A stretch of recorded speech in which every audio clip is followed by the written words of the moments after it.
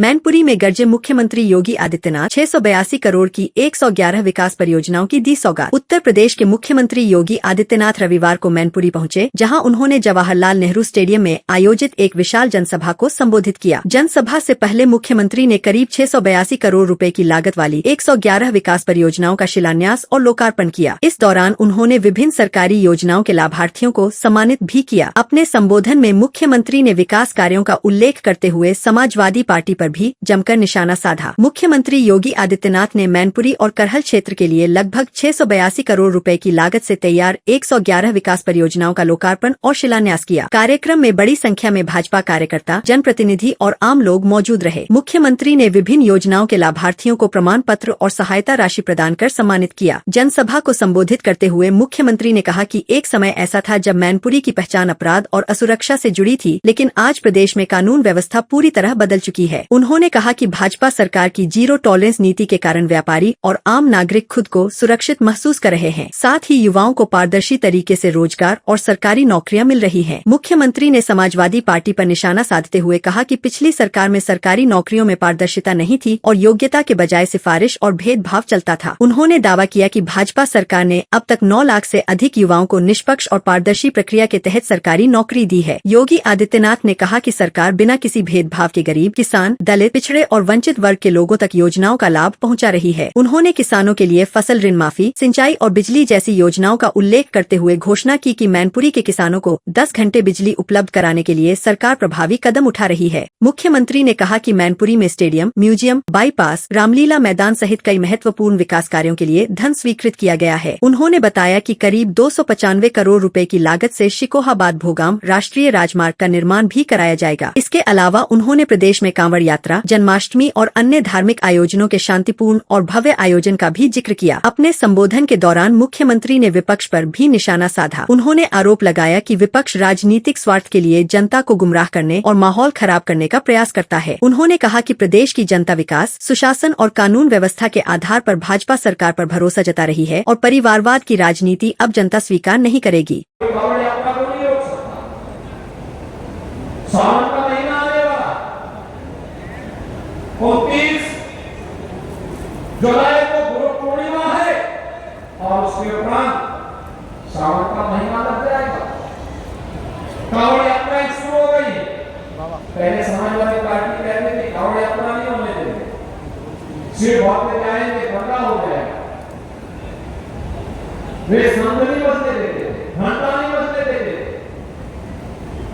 केसरिया कपड़े से, भगवा कपड़े से तो समाजवादी पार्टी को जैसे लगता है जन्मजात दुश्मनी हो। पेट्रोल इंजन की सरकार है, हमने का धूम धड़ाके के साथ कांवड़ यात्रा निकलेगी। घबराओ, धूम धड़ाके से जो लोग रोक लगाते थे, हमने कहा रोक कोई नहीं लगाया, हम सुविधा देंगे और अनुशासित तरीके से शिवभक्त जाकर के कांवड़ यात्रा निकालेगा। यात्रा जल लेकर के आएगा, शिवालयों में जलाभिषेक करेगा, प्रदेश के कल्याण का कामना करेगा। जन्माष्टमी के आयोजन को कोई रोक नहीं सकता। लीलाधर भगवान कृष्ण की जन्मभूमि हो मथुरा, उनकी लीला भूमि हो वृंदावन, या फिर मैनपुरी इटावा हो, या फिर उत्तर प्रदेश के किसी भी बड़े आयोजन भव्यता के साथ हो रहे हैं। हर थाने में होते हैं, हर पुलिस लाइन में, हर जेल में। हमने फिर से छूट दी, समाजवादी पार्टी को रोक लगाई। आज आप देखते होंगे पर्यटन और संस्कृति विभाग के द्वारा मंदिरों के सुंदरीकरण के कार्यक्रम को आगे बढ़ाया गया। आज एक पैसा है, पहले एक पैसा कब्रिस्तान की बाउंड्री बांध के चला जाता है। अब कब्रिस्तान की बाउंड्री नहीं, अब मंदिरों के सुंदरीकरण में पैसा खर्च हो रहा है। सोच की फर्क है। वे हमारे पर्वत के मार्ग को रोकते थे, मंदिरों का पैसा कब्रिस्तान की बाउंड्री वाल में खर्च करते थे, विकास की योजनाओं का पैसा अपने परिवार के विकास में लगा देते थे और गरीब तक की निगाहों से देखता है। छात्र की छात्रवृत्ति नहीं आती थी, नौजवान की नौकरी चली जाती थी, महिला स्वावलंबन के नाम पर सुरक्षा का संकट खड़ा कर देते थे। आप बहनों भाइयों, इनसे यूपी बढ़ चुका है।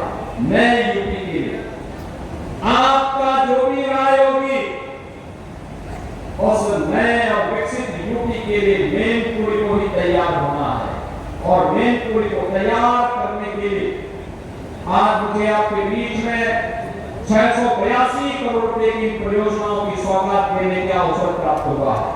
बहनों और भाइयों, आज के इस आयोजन के अवसर पर मैं आपको बताना चाहूंगा कि यहाँ पर जो कार्यक्रम हुए हैं, इन कार्यक्रमों के तहत आज हम जिन परियोजनाओं की सौगात यहाँ के लोगों को दे रहे हैं, इनमें हमने अब तक जो किया है, खासतौर पर फर्रुखाबाद गंगा एक्सप्रेस वे का जो लिंक एक्सप्रेस वे बनता है शाहजहांपुर से फर्रुखाबाद होते हुए, इस परियोजना को हम आगरा लखनऊ एक्सप्रेस वे और बुंदेलखंड एक्सप्रेस वे से जोड़ने की भी योजना बना रहे हैं, जिसमें जनपद मैनपुरी से इटावा, फर्रुखाबाद, कन्नौज, एटा, अलीगढ़, कानपुर, लखनऊ, शाहजहांपुर, हरदोई, बरेली के लिए भी एक बेहतर कनेक्टिविटी इसके माध्यम से प्राप्त हो पाएगी।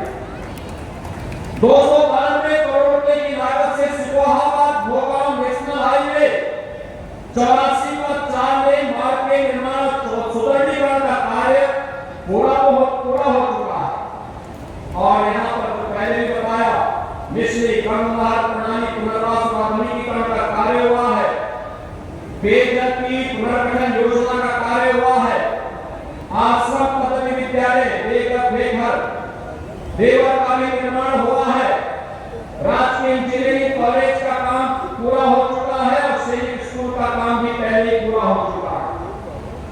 अभी राजकीय पॉलिटेक्निक किसनी का निर्माण भी पूरा हुआ है, जिला चिकित्सालय क्रिटिकल केयर ब्लॉक का निर्माण हुआ है और 495 करोड़ रुपए की लागत से जल जीवन मिशन के फेज 2 फेज 3 के अंतर्गत 1,77,000 से अधिक ग्रामीण परिवारों को स्वच्छ जल की आपूर्ति कराने की योजना भी यहाँ पे वर्तमान में निर्माणाधीन है।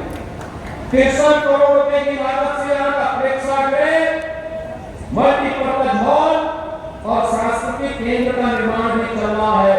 तो शीतला माता मंदिर के कॉरिडोर के निर्माण का कार्य भी चल रहा है।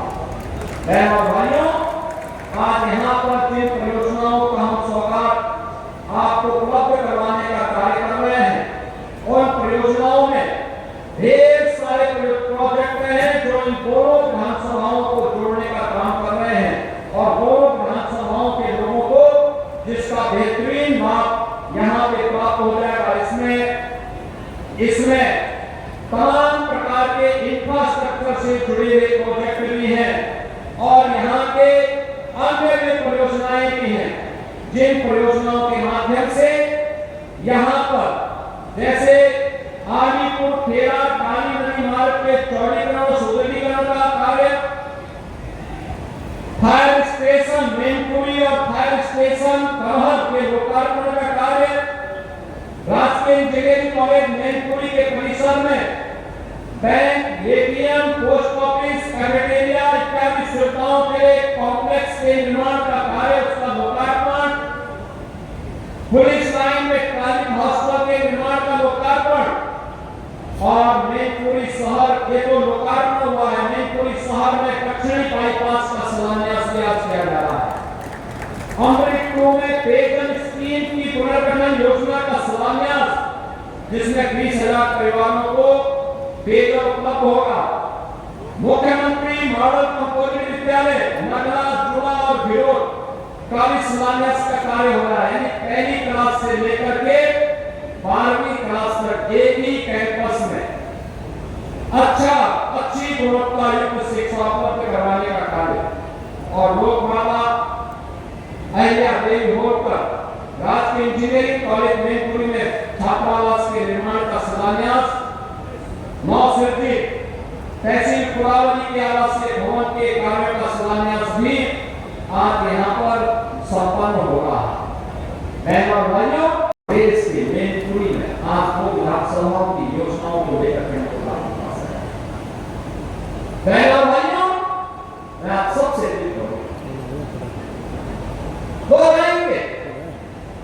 फिर से उस काल रात्रि की ओर आपको ले जाने का प्रयास करें, जिसमें आपके सामने पहचान का संकट, जाति के नाम पर बांटेंगे, क्षेत्र के नाम पर बांटेंगे, लेकिन बांटने वाले लोग ये आपके हितैषी नहीं है, ये समाज और देश के दुश्मन है। कभी ऐसे ही लोगों के कारनामों के कारण विदेशी हमले होते थे और फिर से उस प्रकार की साजिशें आरंभ हो गई। ये जाएंगे, जगह जगह जाएंगे, तमाम प्रकार की बातें करेंगे, घोषणाएं करेंगे, महापुरुषों को सम्मान नहीं देंगे। हम लोग को सरकार वल्लभभाई पटेल लिथुआनियन जॉन बना रहे हैं, समाजवादी पार्टी को से कोई लेना देना नहीं। हम लोग माता हिंदाबाई होलकर के नाम पर श्रमजीवी हॉस्पिटल का निर्माण कर रहे हैं, समाजवादी पार्टी के नाम पर बने हुए संस्थानों का नाम मिटा दिया। हम बाबा साहब भीमराव अंबेडकर के नाम पर मेडिकल कॉलेज का निर्माण कर रहे हैं, समाजवादी पार्टी ने कन्नौज में मेडिकल कॉलेज का नामकरण बाबा साहब भीमराव अंबेडकर के नाम पर था, उस नाम को हटा दिया। इन्हें सामाजिक न्याय से जुड़े हुए योद्धा और महापुरुष पसंद नहीं है, इनको पसंद है केवल और केवल इनके परिवार का सब कुछ हो, सब कुछ इनके परिवार में मिले, उस परिवार के बाहर कोई किसी को कुछ न मिले,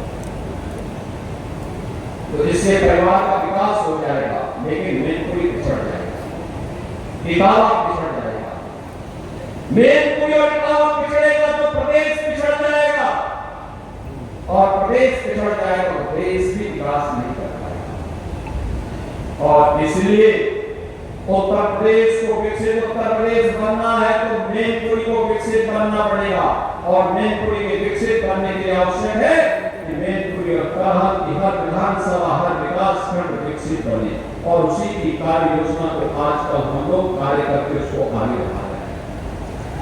हर नौजवान के हाथ को काम हो, हर अन्नदाता किसान के खेत को पानी हो। अभी यहाँ पे कह रहे थे जगमीत सिंह जी कि अन्नदाता किसान को 10 घंटे बिजली मिलनी चाहिए, ये जरूर मिलेगी, जरूर मिलेगी। हम लोग 10 घंटे बिजली और मिलना नहीं चाहिए, मिलना नहीं चाहिए। मैं इस जुलाई के महीने में इसलिए आया हूं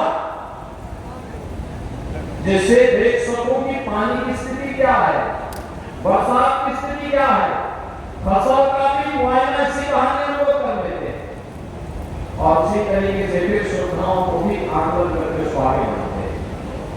बहनों और भाइयों, मैं आश्वस्त करता हूं किसी भी मोर्चे पर, चाहे वह जयवीर सिंह जी का मामला हो, चाहे वह अग्निहोत्री जी का मामला हो, चाहे वह अवधेश प्रताप सिंह यादव के द्वारा किए जाने वाले कोई प्रस्ताव हो, भारतीय जनता पार्टी के जिलाध्यक्ष के द्वारा या प्रेम सिंह साके जी के द्वारा किए जाने वाले प्रस्ताव हो, सरकार प्राथमिकता के आधार पर उन समस्याओं का समाधान का रास्ता उसे आगे बढ़ाने का कार्य करें। आपको कहीं भी निराश और हताश नहीं होना। याद रखना, किसी व्यक्तिगत जीवन हो, परिवार का या समाज के सामने किसी जनपद की पहचान का मामला वो महत्वपूर्ण होता है। समाजवादी पार्टी ने इस पहचान के सामने प्रश्न लगा दिया, प्रश्न चिन्ह लगा दिया। हमने उस प्रश्न चिन्ह को मिटा करके आज आपको एक पहचान मिलाई है, डबल इंजन की भारतीय जनता पार्टी की सरकार ने। आज